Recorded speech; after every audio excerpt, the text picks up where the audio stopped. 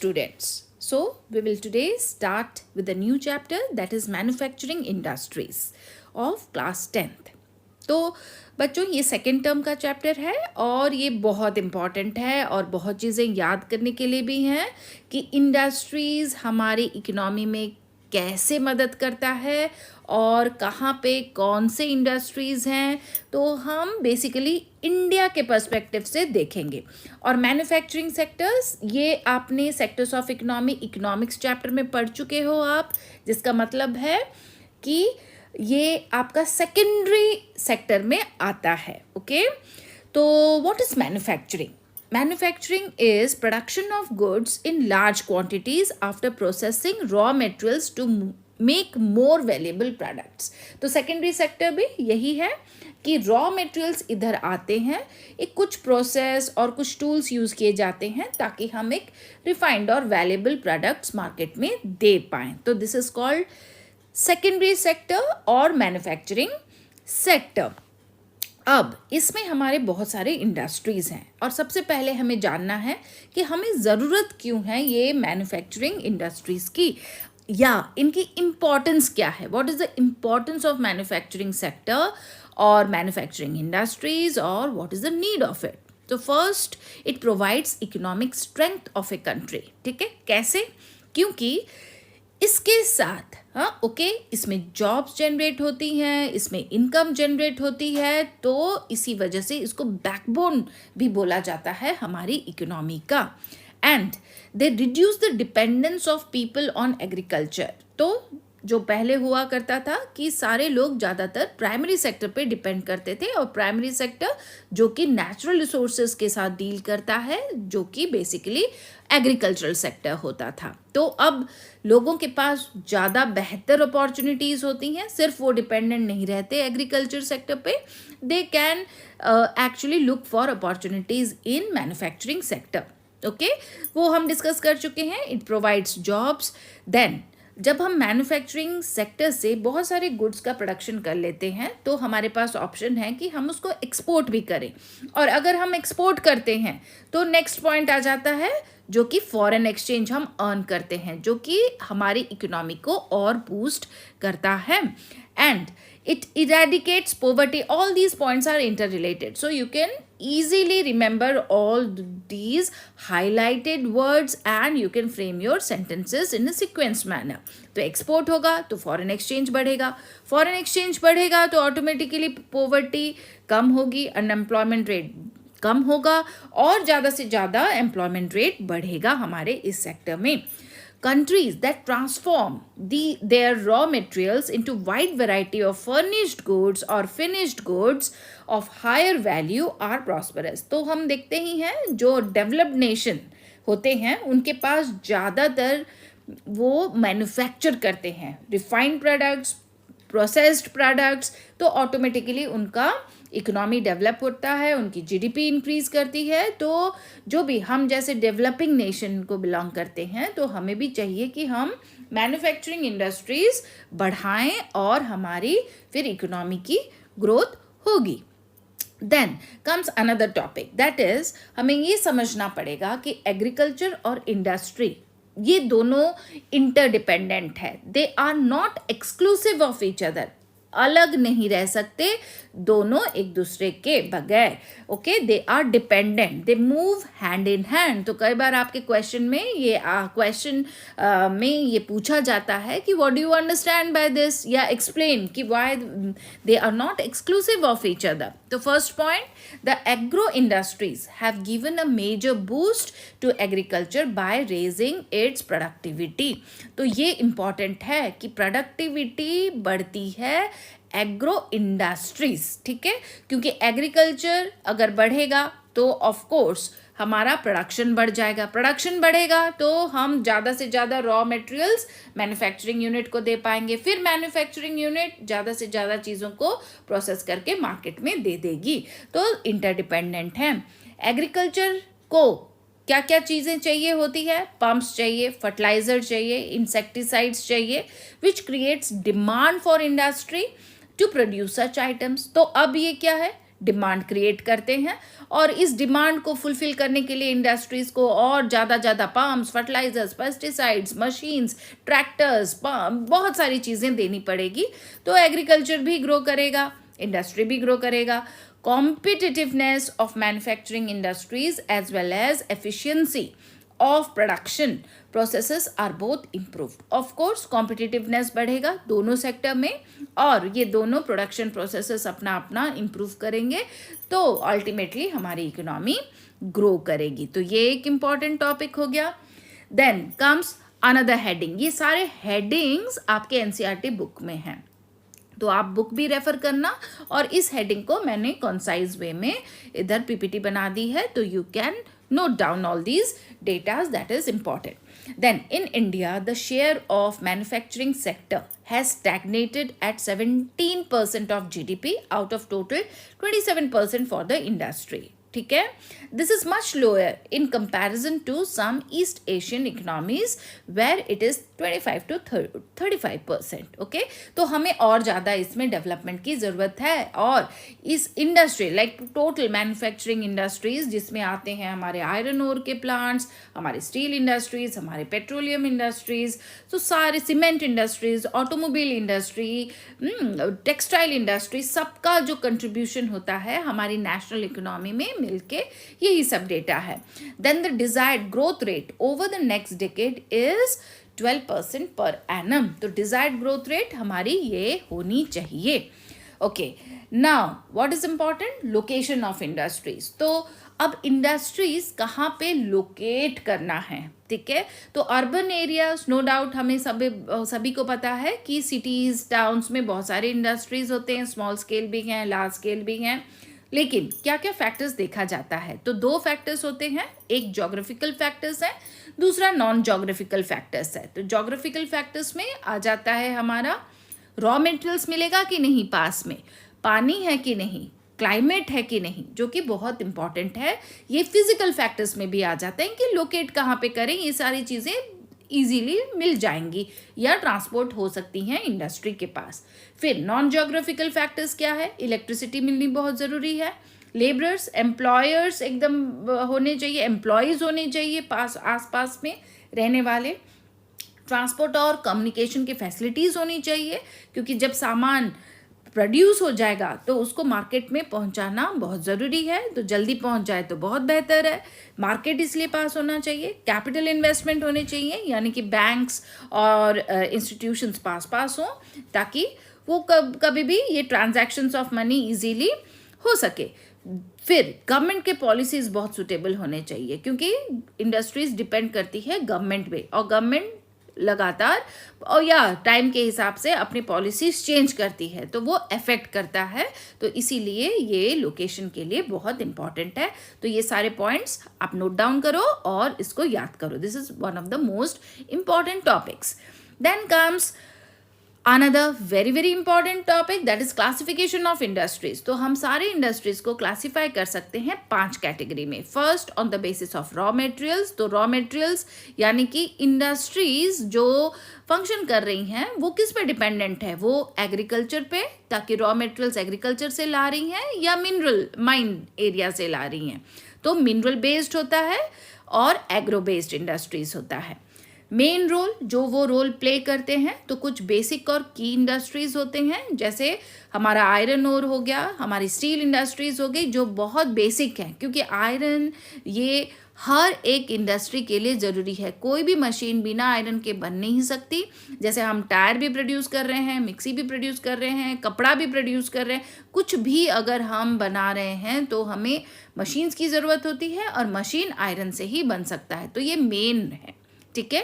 फिर आता है कंज्यूमर इंडस्ट्रीज। कंज्यूमर इंडस्ट्रीज में इसको हम और एलाबरेट में फर्दर स्लाइड्स में पढ़ेंगे, फिर भी मैं थोड़ा थोड़ा आपको ब्रीफ दे देती हूँ। कंज्यूमर इंडस्ट्रीज क्या है? जो डायरेक्टली कंज्यूमर्स, हम कंज्यूमर्स हैं तो हम मार्केट से डायरेक्टली लाते हैं। तो ब्रेड हो गया, वीट हो गया, जो भी ग्रॉसरी का सामान है वो सब ये इंडस्ट्रीज प्रोवाइड करती हैं। तो हम डायरेक्टली मार्केट से खरीदते हैं और अपने कंजम्पशन के लिए यूज़ करते हैं। फिर कैपिटल इन्वेस्टमेंट के कैटेगरी में 2 आता है, स्मॉल स्केल और large scale. Small scale industry जहाँ पे कम इन्वेस्टमेंट लगता है, लार्ज स्केल ऑब्वियसली ज़्यादा इन्वेस्टमेंट लगता है तो करोड्स ऑफ रुपीज़ भी लग सकता है। ओनरशिप 4 कैटेगरीज में डिवाइड है, public, private, joint sector, cooperative. कौन ओन करता है, तो अगर गवर्नमेंट ओन करता है तो हम उसको पब्लिक सेक्टर बोलते हैं, अगर इंडिविजुअल या ग्रुप करता है ओन तो वो प्राइवेट हो जाता है। जॉइंट सेक्टर जब पब्लिक प्राइवेट दोनों होते हैं तो जॉइंट सेक्टर होता है। कोऑपरेटिव जब बहुत एक पूरा बड़ा सा ग्रुप होता है और वो सारे अपने एक ही प्रोफेशन में वो डिपेंडेंट होते हैं तो वो कोऑपरेट करके एक दूसरे की मदद करके वो ओन भी करते हैं, प्रॉफिट भी वो शेयर होती है। तो डिटेल में पढ़ेंगे अभी। हाँ, 5वां कैटेगरी होता है bulk and weight of raw material and finished goods, जो कि हम क्लासिफाई 2 कैटेगरीज में करते हैं, हेवी इंडस्ट्रीज, लाइट इंडस्ट्रीज। तो this is similar to your capital investment. Heavy industries जिसमें जो आउटपुट निकलता है बहुत हैवी होता है, आयरन है, स्टील है, मशीन्स हैं, ऑटोमोबाइल्स है, तो बहुत भारी होता है, तो इसके लिए बहुत इन्वेस्टमेंट की भी ज़रूरत होती है और हमें ट्रांसपोर्ट और इसका ज़्यादा ध्यान देना पड़ता है। लाइट इंडस्ट्रीज कंज्यूमर गुड्स होते हैं जो हल्के होते हैं, इजीली हम ट्रांसपोर्ट कर सकते हैं। तो ये 5 कैटेगरी आपको बिल्कुल दिमाग में बैठा लेना है और बहुत इंपॉर्टेंट है, इसको याद करना है। नेक्स्ट हम कैटेगरी वाइज डिटेल में पढ़ते हैं और ये पिक्चर्स भी हैं जिसमें आप जल्दी से मेमोराइज कर सकते हो। एग्रो बेस्ड हम पहले भी डिस्कस कर चुके हैं, इसके एग्जाम्पल्स हैं cotton, wool, jute, silk, textile, rubber, sugar, tea, coffee etcetera, and these are agricultural products. तो हम सीधा जाके फील्ड से वो रॉ मटेरियल्स लाते हैं, मैन्युफैक्चरिंग सेक्टर में उसको प्रोसेस हो जाता है, पैकेज हो जाता है या उसका फॉर्म हम चेंज कर देते हैं और इंडस्ट्रीज आउटपुट देती हैं। मिनरल बेस्ड क्या है, जो माइन से निकाला गया रॉ मटेरियल, जैसे मिनरल रॉक हो गया, ये सारी चीज़ें को वो रॉ मटेरियल जैसे यूज़ होता है, इंडस्ट्रीज़ में आता है, उसको रिफाइन होता है और उसमें product iron, steel, cement, aluminium, machine tools, tyres, ये सारी चीज़ें जो बनती हैं वो जनरली जेमस्टोन्स, ये सारी जो होती हैं मिनरल बेस्ड हैं। तो माइन से निकाला हुआ रॉ मटेरियल यूज़ करती हैं ये industries. So this is the on the basis of raw material. Then according to their main role, तो क्लासिफिकेशन होता है की इंडस्ट्रीज और कंज्यूमर इंडस्ट्रीज में। तो key industries they supply their products और raw materials to manufacture other goods, जैसे कि iron and steel, copper smelting, aluminium smelting, ये क्या है बेसिक इंडस्ट्रीज हैं, बड़े बड़े हैं और जनरली सारे जो इंडस्ट्रीज हैं वो सब इन पे डिपेंडेंट होते हैं क्योंकि इन्हीं से वो रॉ मटेरियल लेते हैं, उनकी मशीन्स भी इन्हीं से ही बनती है। Consumer products they are directly used by consumers like citizens। Public उसको यूज़ करेगी तो सीधा मार्केट जाएगी, पैकेट फूड खरीदेगी, लेके आएगी, जैसे कि शुगर हो गया, टूथपेस्ट हो गया, हम जो मॉल में या ग्रॉसरी शॉप में जाते हैं, जो भी हम शॉपिंग करते हैं, ये सारे कंज्यूमर इंडस्ट्रीज ही सप्लाई करते हैं। तो ये हो गया according to their main role. Next comes on the basis of their capital investment. Capital investment again कि कितना इन्वेस्टमेंट लग रहा है, कि अगर वो लेस देन 1 करोड़ है तो that is termed as small scale industries, and if it is more than 1 crore then it is called as large scale industries। So they are generally small scale industries, they are run by less number of people। That is अगर खंडसारी, गुड़, ये सब जो sugar cane के product से बनता है तो ये स्मॉल स्केल होता है। हाँ, ओके, लाइक पेपर हो गया या कोई जैसे हीना पाउडर हो गया, मसाले, स्पाइसेस के जो कंपनीज होते हैं, तो ये स्मॉल स्केल है, ज़्यादा इन्वेस्टमेंट की ज़रूरत नहीं होती। वेयर इज़ लार्ज स्केल में जैसे labourers are more, cotton textile हो गया, आपका आयरन एंड स्टील हो गया, फिर आपका ऑटोमोबाइल सेक्टर हो गया, तो huge investment, number of employees are more and you require a large space to run these type of industries। Then again on the basis of ownership, how we can classify according to public sector, private sector, joint and cooperative। तो public sectors कौन है, owned and operated by government agencies, government own करती है, जैसे BHEL हो गया, cell हो गया, ये आपके NCERT में एग्जाम्पल्स हैं, तो दैट्स वाई यही पूछा जाता है कुछ एग्जाम्पल्स या ये कैसे रन करते हैं, तो they are government owned industries। So these are few examples. And private owned, they are owned and operated by individuals or a small group of individuals like Tisco, Bajaj Auto Limited, Dabur Industries. So these are privately owned. Then again third category is your joint sector. Joint sector में क्या होता है? The industries which are jointly run by the state and individuals or a group of individuals. That is, Oil India Limited is jointly owned by public and private sector. So that's why that is called as joint sector. फिर उसके बाद आपका आता है cooperative. Cooperative word से ही हमें पता चल रहा है कोऑपरेशन से वो काम करते हैं. तो industries are owned and operated by the producers and suppliers of raw materials, workers और बोथ. दे पूल, एक्चुअली वो सारे कलेक्टिवली पूल करते हैं और इन द रिसोर्सेज, ओन भी करते हैं सारे रिसोर्सेज को, और जब प्रॉफिट अर्न करते हैं या लॉस भी होता है तो वो डिवाइड हो जाता है proportionately. That is sugar industries in Maharashtra, the coir industry in Kerala. तो ये एग्जाम्पल आपको याद रखना है स्पेसिफिकली, क्योंकि ये बुक में है कि महाराष्ट्र में शुगर इंडस्ट्री कैसे रन करता है कोऑपरेटिव सोसाइटी से. फिर आपका केरला में भी ये जो कॉयर मीन्स आपका जो बेड के फोम होते हैं, okay, that is like that is prepared by the jute. Okay, so that is again coming under your cooperative sector. Then again heavy industries, ये बल्क और वेट के हिसाब से हम कैसे क्लासीफाई कर सकते हैं? हेवी इंडस्ट्रीज और light industries. Heavy industries use heavy and bulky raw material, बहुत हैवी होता है, वेट होता है इसका, and they produce heavy materials like iron and steel industries. And light industries, they are called as light industries because इनके जो material produce होते हैं वो बहुत हल्के होते हैं. For example, electric fans, watches, swing machines, etc. Then agro based industries, वैसे तो बहुत सारे इंडस्ट्रीज हैं जो डिपेंडेंट होते हैं एग्रीकल्चर पे, लेकिन आपके बुक में कुछ ही एग्जाम्पल्स हैं. जूट है, कॉटन है, तो इसके बारे में हम डिटेल में पढ़ेंगे. अच्छा, इन टोटल जो टेक्सटाइल इंडस्ट्री है वो कितना कंट्रीब्यूट करता है हमारे जीडीपी में? तो 14% ऑफ टोटल इंडस्ट्रियल प्रोडक्शन.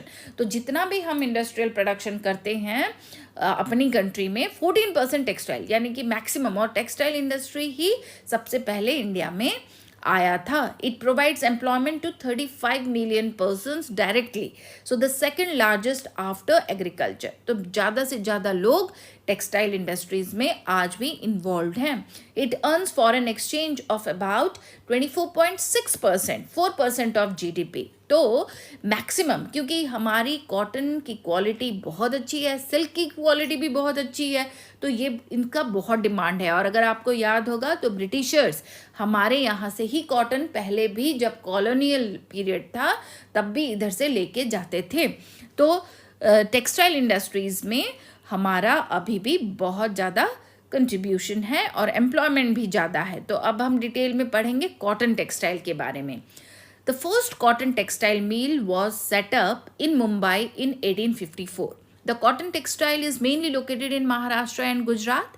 तो यहाँ पे ज़्यादा कॉटन के प्लांट्स, क्रॉपिंग होती है, तो ऑब्वियसली इधर इंडस्ट्रीज भी होंगे, क्योंकि हम लोकेशन में पढ़ चुके हैं जहाँ पे क्रॉप होता है और रॉ मटेरियल्स इजीली अवेलेबल होता है, वहीं पे हम इंडस्ट्रीज खोलते हैं.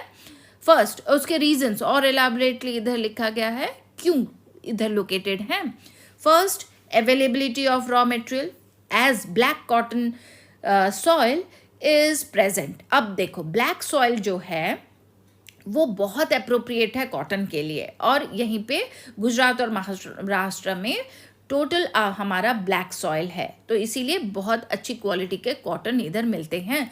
ट्रांसपोर्ट फैसिलिटीज़ भी बहुत अच्छे से मिल जाती है, इंक्लूडिंग पोर्ट फैसिलिटीज़ हैं. महाराष्ट्र से आपका मुंबई से पोर्ट्स हैं. देन अवेलेबिलिटी ऑफ लेबर भी चाहिए. मॉइस्ट क्लाइमेट जो कि बेटर है आपके कॉटन के प्रोडक्शन के लिए.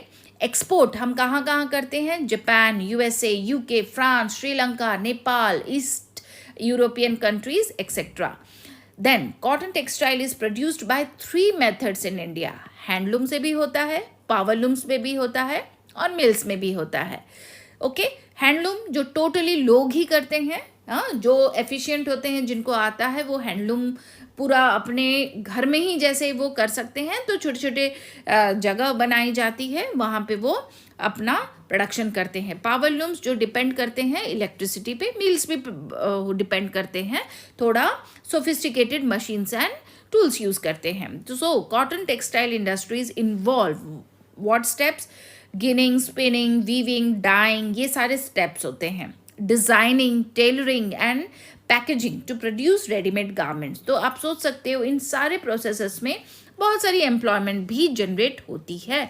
तो ये कॉटन टेक्सटाइल का जो सेक्टर है हमारे इंडिया के लिए बहुत ज़्यादा इम्पॉर्टेंट है. बट इसके साथ साथ इसकी कुछ प्रॉब्लम्स भी हैं. What are the challenges of cotton textile industries at present? Scarcity of good quality cotton. अभी भी हमें और डेवलप करना है. सिर्फ ये कुछ ही रीजन में हमारा बेस्ट क्वालिटी है, तो हमें चाहिए कि हम दूसरे एरियाज में भी बेस्ट क्वालिटी कॉटन का प्रोडक्शन कर पाए. Main cotton growing areas went to Pakistan during division, so this is our hard luck. Then old machinery अभी भी यूज़ होती है. इरेटिक पावर सप्लाई इतनी अच्छी है नहीं, इसकी वजह से हमारे टेक्सटाइल सेक्टर एक्चुअली इफेक्ट होती है. लो आउटपुट फ्रॉम लेबर भी ज़्यादा स्पेशलाइज्ड और स्किल्ड है नहीं, जिसकी वजह से ज़्यादा एफिशिएंटली प्रोडक्शन हो नहीं पाता है. Then there is a tough competition from synthetic fibres, क्योंकि cotton are more costlier than the synthetic fibres. तो जब सस्ते दामों में सिंथेटिक फाइबर्स मिल जाते हैं तो इसका डिमांड थोड़ा कम हो जाता है, या ज़्यादा लोग खरीद नहीं पाते हैं, तो हमें ज़्यादा फ़ायदा नहीं हो सकता. तो अब इसको प्रमोट करना चाहिए, या इसका एक्चुअली यूसेज बढ़ाना चाहिए हमारे खुद के कंट्री में, ताकि हमें ज़्यादा फ़ायदा मिल पाए. तो दीज आर द लिमिटेशंस और challenges of cotton textile industry. So these are few pictures where you can just have an idea कि इसका प्रोडक्शन कैसे होता है, कैसे ये मशीन्स बड़े बड़े लगाए जाते हैं. This is a picture of a mill where so many machines are there and production is undertaken. Then this is our map. तो कहाँ कहाँ इसका प्रोडक्शन होता है, तो हम देख सकते हैं जो स्टार मार्क्ड हैं, इधर सारे एरियाज में हमारा कॉटन टेक्सटाइल के इंडस्ट्रीज लोकेटेड हैं. Ahmedabad, Rajkot, Vadodara, Moradabad, then Agra, Kanpur, Murshidabad, Hooghly, then Howrah. All these are the places where Coimbatore, Madurai, ये सब कॉटन इधर ग्रो किया जाता है. Okay, so now today we will be having this much only. So you make your own notes, and in the next class we will start with the jute textile mills. Hope you like the video, and please subscribe and like. Okay, so thank you so much for your patient hearing. Thanks and have a nice day.